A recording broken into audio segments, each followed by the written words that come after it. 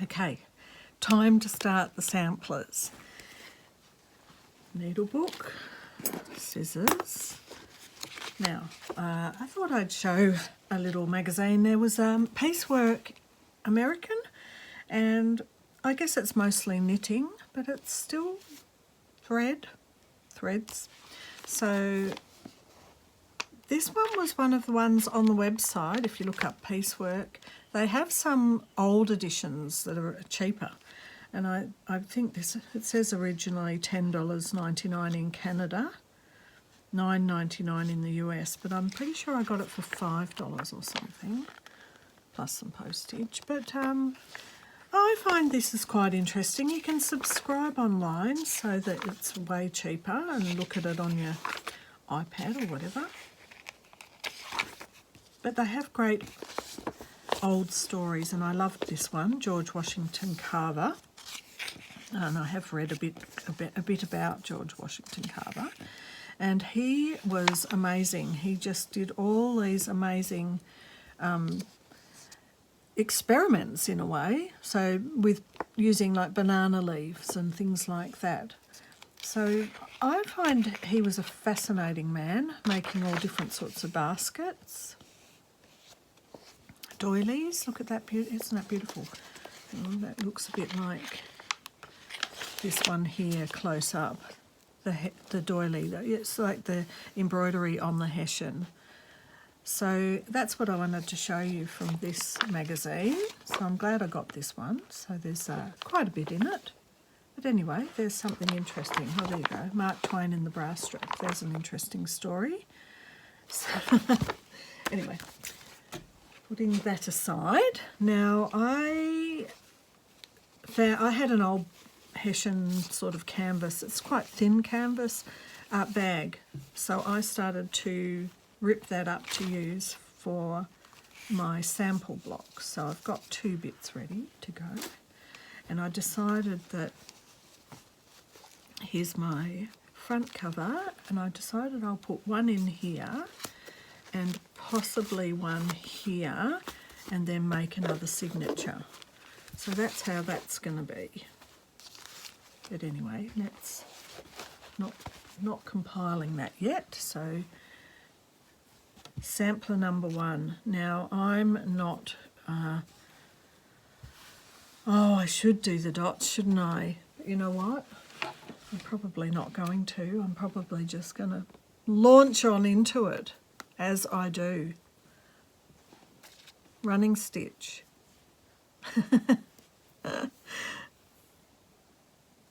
Who needs straight lines?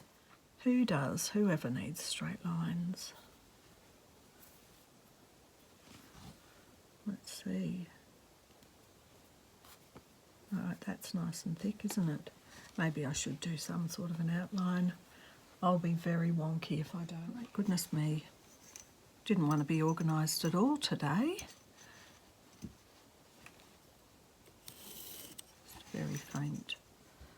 Faint little outline.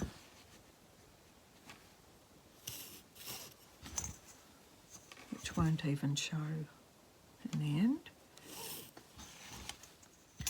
Alright, let's do running stitch along the top. That's a bit bobbly. Right.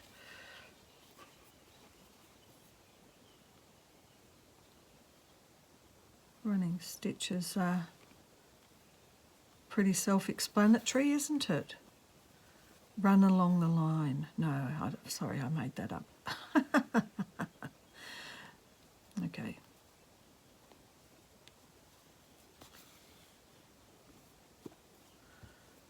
They're already wobbly and wibbly.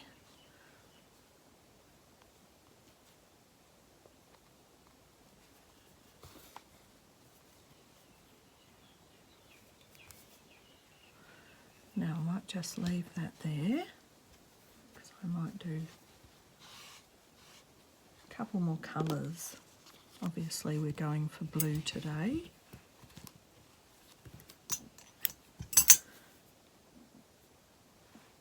I did realise that my journal in particular, and I always love Sarah and Rachel's colour schemes, and I was just having a look at their mum's Instagram, and I thought, I see where the girls got it from. She also has some beautiful colour schemes and just this gorgeous way of mixing and matching things together.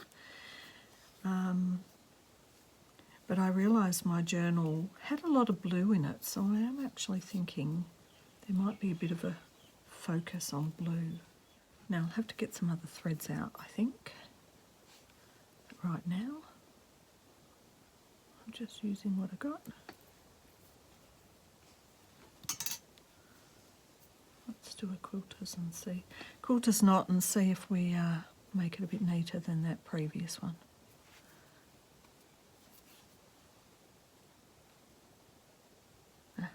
Looks the same to me. All right. We do have to fit in quite a bit, don't we? So I better keep them fairly close. So I'm going to do a really small running stitch. That other one above it was a bit big.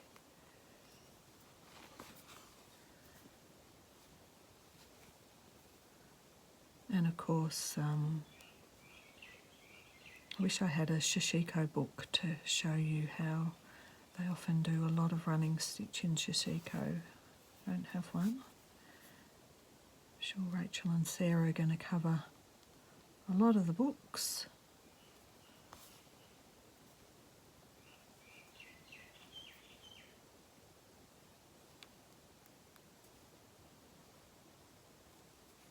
That they've got, a lot of their books. And I've only just started really collecting embroidery books. So I've got a couple I'll show that I absolutely love. One of my favourite artists is Cass Holmes. Right. Now I'm leaving them because I want to bring them back in. And I'm just using what I've got here. This needle has a fairly big eye.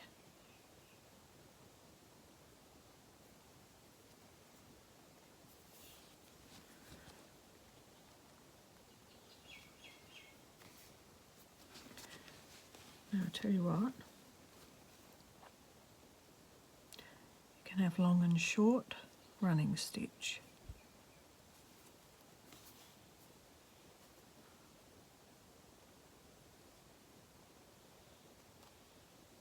A long one, a short one, with little gaps between.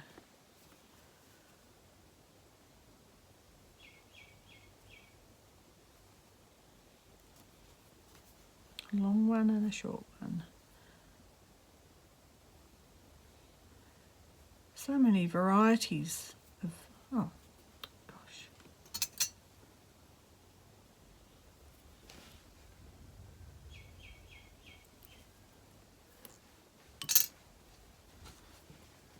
Right, back where I was, long one, short one.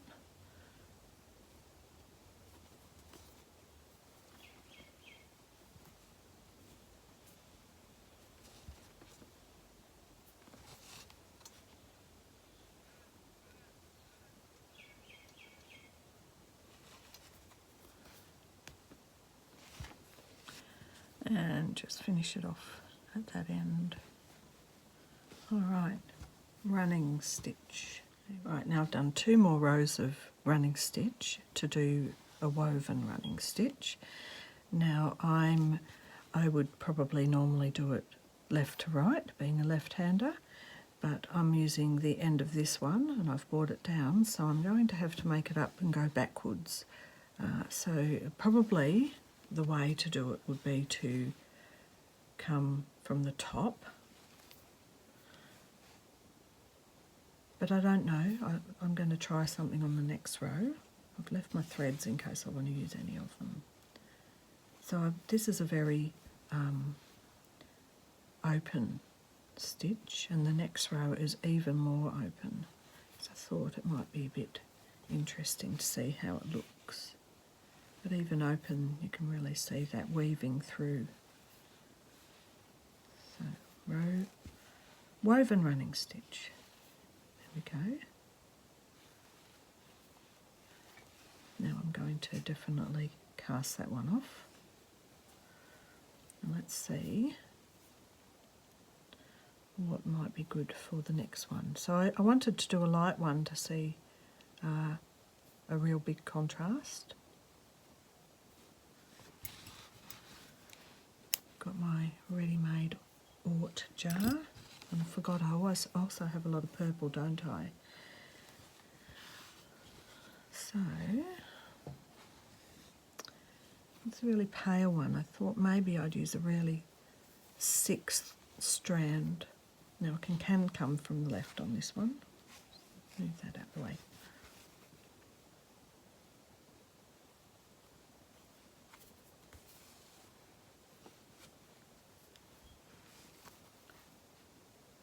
See how this one looks.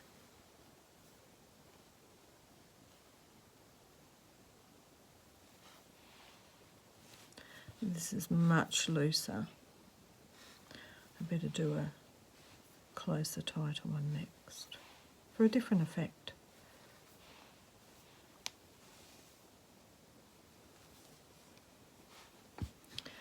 So all you can see is a tiny little bit of that white when it's such a small, thin stitch. That's okay. All right, let's reverse it. Let's do this as a thick one. Get the knots out.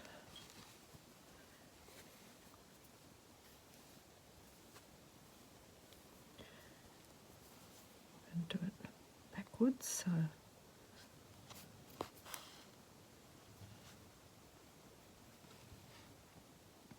quick, tiny, thick running stitch.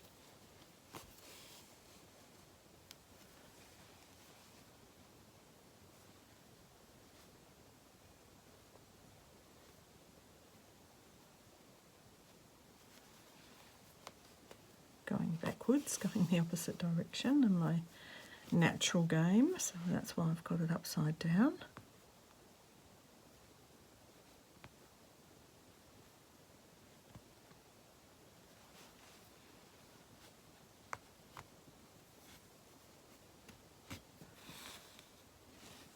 Oh, this is fun. Enjoying this. Only trouble is when you come up, get to the end and you don't quite fit in the size you want. So I want to use maybe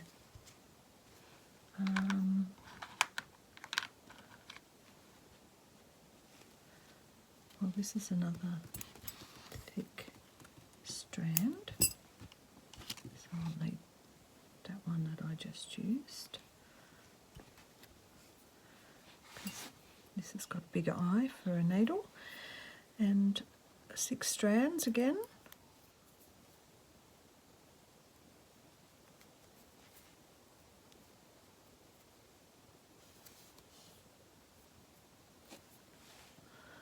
Okay, now I cast it off and created an extra stitch there because it's so thin. Maybe I should have had a bit more material behind it. Don't know. Anyway, that's what happened today. I'm going to go in 2 of those. Right, so it's similar colours to the row above, but I've just done different thicknesses and different lengths of stitch.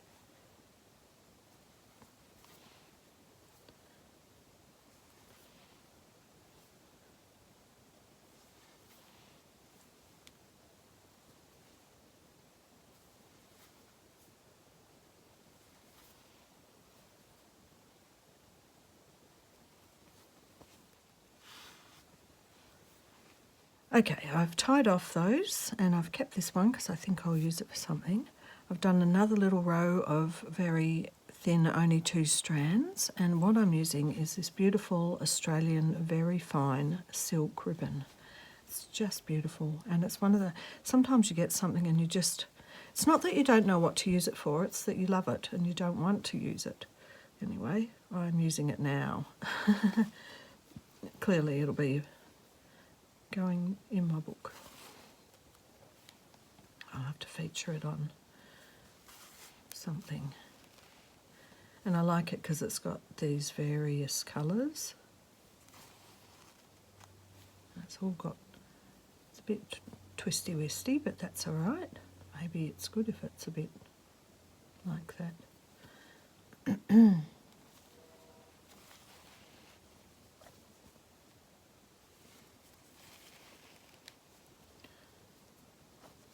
There we go, whip woven. Now the next stitch is back stitch, so I am going to turn upside down again to come back this way. So we're just going in, trying to keep, I think the idea with back stitch is you do try to keep the length of the stitches even, and where that one went in is where you go back in again. Now I'm attempting this with the silk ribbon and I'm already thinking I'm making a mistake, but I think what I have to do is make sure I get my ribbon under that stitch, not try, you know, not go through the middle of the stitch, but sort of lift it out of the way. So that's a back stitch like that. All right, first attempt with this. So coming up same distance, going in the same hole. Now I know there's a way to do your silk so that these don't come undone, and I'm not quite sure what it is. Can't remember. Alright, so back stitch. I think it kind of, I'm actually putting it right next to this one is probably making it a little bit too similar. However, we are coming to the different colour on this silk strand, so that's good.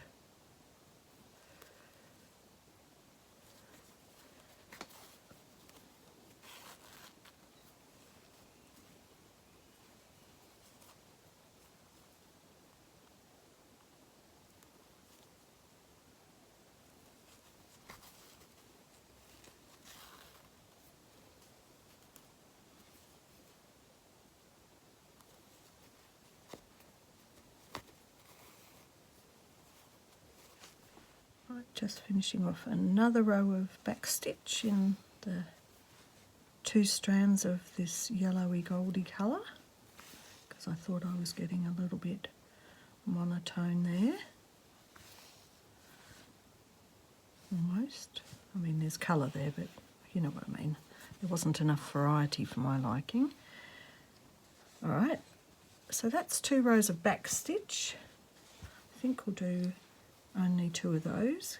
I'm realising I probably should have marked my little halfway mark down the page so as I didn't end up running out of space if we're doing 10 stitches.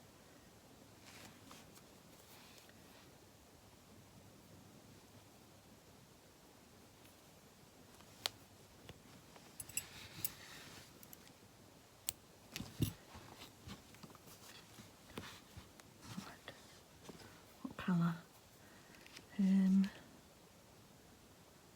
Definitely think I want to use, is this going to be long enough? This is a pearl, eh?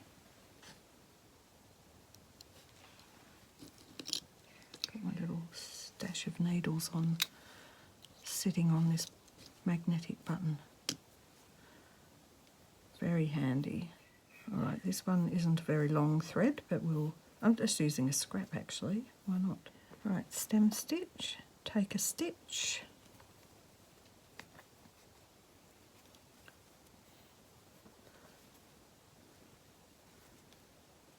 and come up in that previous hole.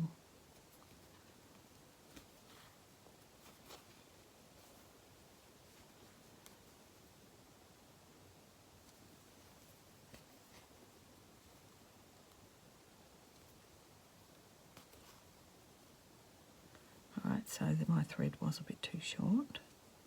Should have allowed at least 1.5 the length. This one's really good for outlining things. But you know what? It doesn't matter. I might just do another thread for the second half of the row. Why not?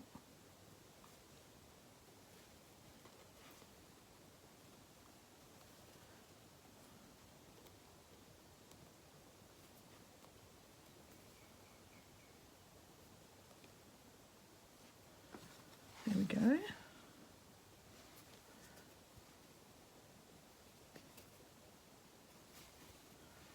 I like it in this wool, it's a bit more raised.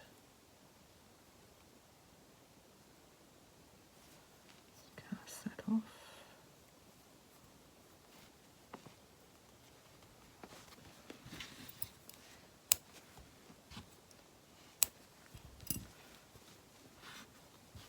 Right, it's a bit wibbly wobbly, but it's all right. Now, what have I got over here? That bit moreish with that one. This is a bit too. Oh, let's do a bit of the white. It does show up a bit. I can see it there. Now, I'm finding with this one I do need a slightly sharper needle to get it through. And I did go and watch a left-handed tutorial because I was watching Sarah, and that's often a bit confusing watching a right-handed. And that lady was coming for the very first stitch, up halfway between the two.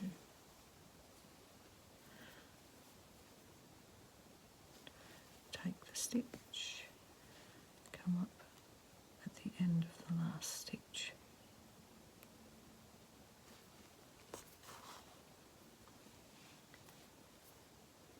Take the stitch, come up at the end of the last stitch.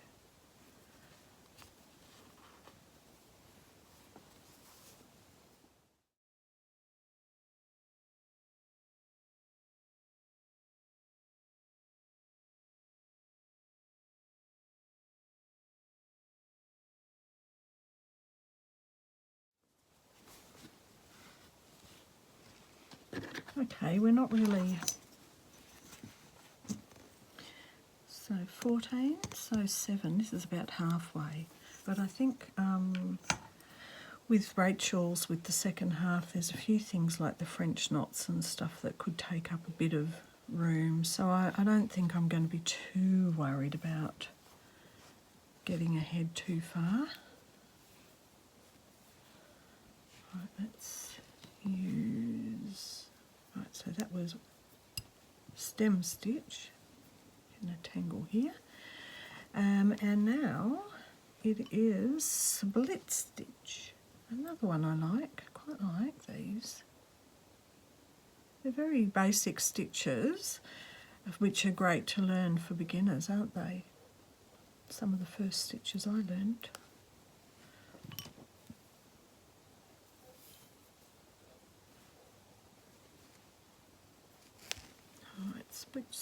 Split stitch. So you imagine you're doing a back stitch, but instead of going into this hole, you're going halfway in the middle of the previous stitch. And I use that on one of my, I use that on the Ezra Pound, the writing. I used that stitch for the writing on that Ezra Pound snippet roll that I did. The creative little book type of,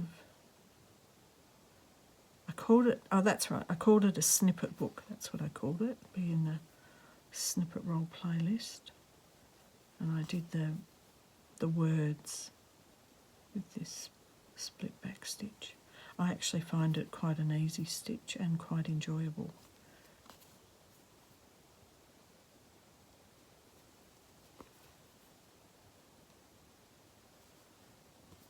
I really must get some other threads, I think. Some other threads out.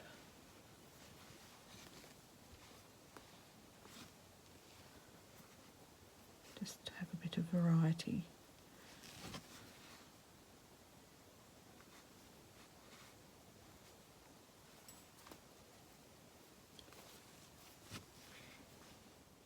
I'm doing this, isn't it? I think I might. It does take a little while for the video, so maybe I'll do a part 1 and part 2 as well. I think that might be the way to do it. A couple of little short ones. All right, let's try a really big needle. I've got, I had this one with a really big eye because I want to use a thick wool, but I think it's a bit blunt, so I found one with, it's more like a shishiko needle, which has got a very pointy end, and this eye should take this wool. It's like a cross stitch wool or an embroidery wool or something. I got a whole bag of it from someone somewhere, like Facebook Marketplace or something. I'd have to make these quite big stitches, these ones, because it's such a thick wool.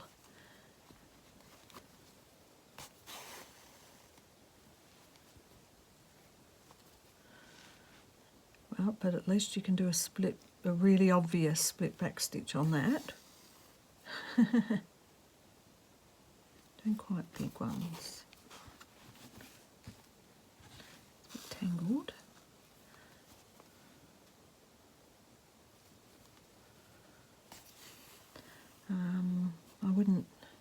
I have used a hoop sometimes for some of these stitches, but I'm actually just enjoying this as it is.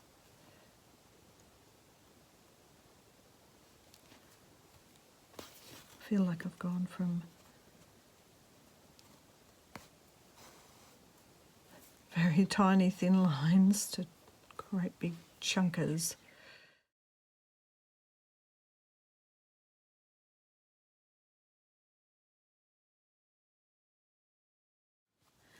Right, so I have to be a bit careful. It seems to be the stem stitch that I end up pulling a bit too tight, buckling up my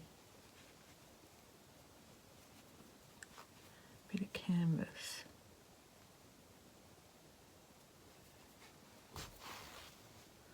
Oh, that previous stitch just keeps getting in the way. Trim it off.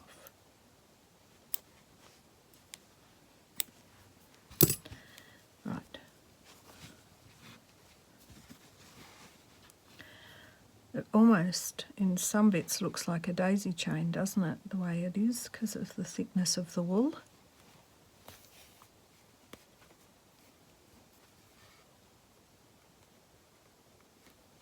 Definitely got a bit out of hand with the large stitches here.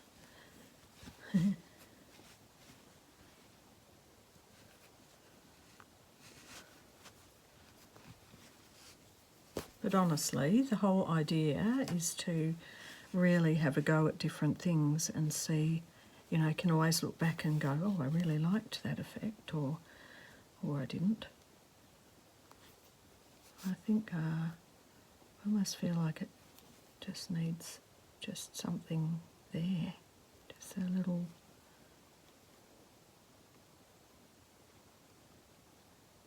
extra stitch or something, just to finish it off halfway there.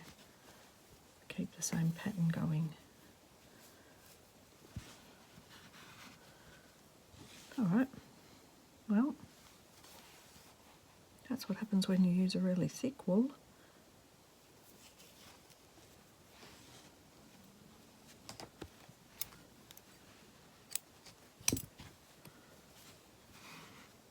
All right, there's part 1 of the first 5 sampler stitches. Put this here. There we go. I'll be back for part 2 with Rachel's stitches. Bye for now.